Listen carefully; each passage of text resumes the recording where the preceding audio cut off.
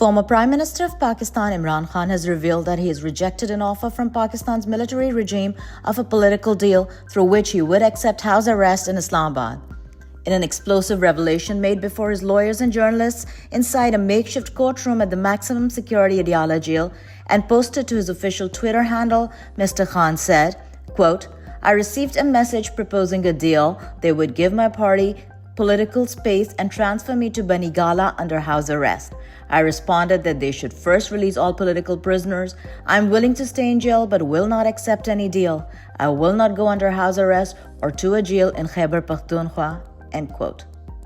Mr. Khan has been illegally incarcerated in politically motivated cases engineered by the country's powerful ruling military establishment for 509 days.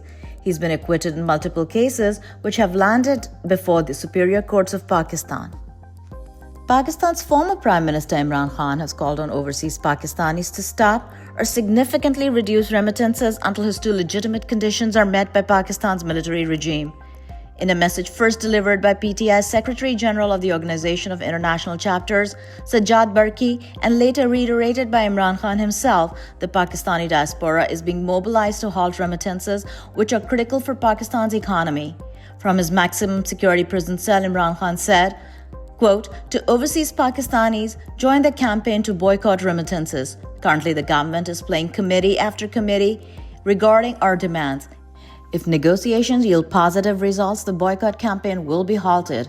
This is a protest for true freedom and the restoration of democracy." End quote. Imran Khan has demanded the release of all illegally incarcerated political prisoners and the formation of a judicial commission to investigate the May 9th false flag events and the Islamabad massacre, during which Pakistan's security forces allegedly opened indiscriminate fire on peaceful protesters. Remittances, which totaled of $27 billion in the last fiscal year, are critical to Pakistan's foreign exchange reserves and overall economic stability. And now we turn to our special coverage of the Islamabad massacre. As the world is now well aware that military forces opened indiscriminate fire on peaceful, unarmed protesters in Islamabad on 26 November 2024. Since the authorities have confiscated hospital records and they're harassing and threatening the families of those who died and are injured, it is difficult to ascertain the exact number. But based on the confirmations received so far, number of martyrs is 13, number of injured is 166, number of missing persons is 47, and those who are still under arrest are 2,541. Please note the actual number of dead and injured is believed to be much higher. Same goes for those who are missing and under arrest. Founder Chairman Imran Khan has put forward two main demands for the dialogue with the government, of which one of them is formation of the Judicial Commission to investigate the massacre in Islamabad. Imran Khan has slammed Pakistan's illegitimate military government for its airstrikes inside Afghanistan, stating that such actions would lead to chaos. Mr. Khan emphasized that these kinds of operations would only spread unrest in the region. In a message posted to his official Twitter account, Mr. Khan said Afghanistan has been bombed twice. Earlier, it was claimed that forcibly repatriating refugees would reduce terrorism, but this reproach has only fueled hatred, which is detrimental to regional peace.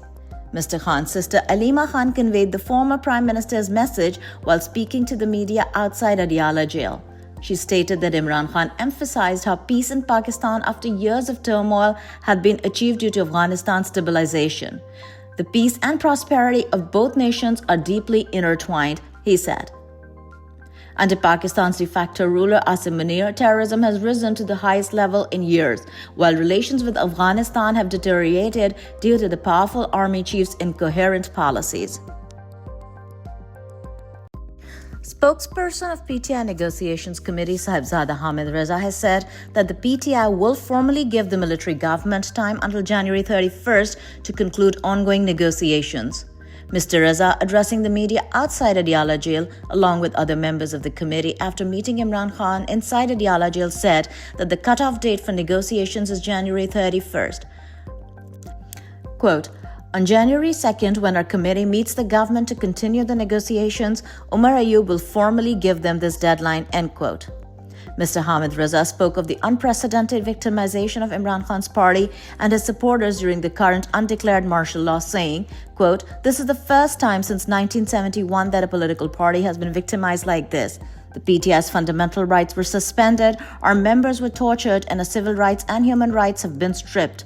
As a result, our call to halt remittances will remain in place," end quote.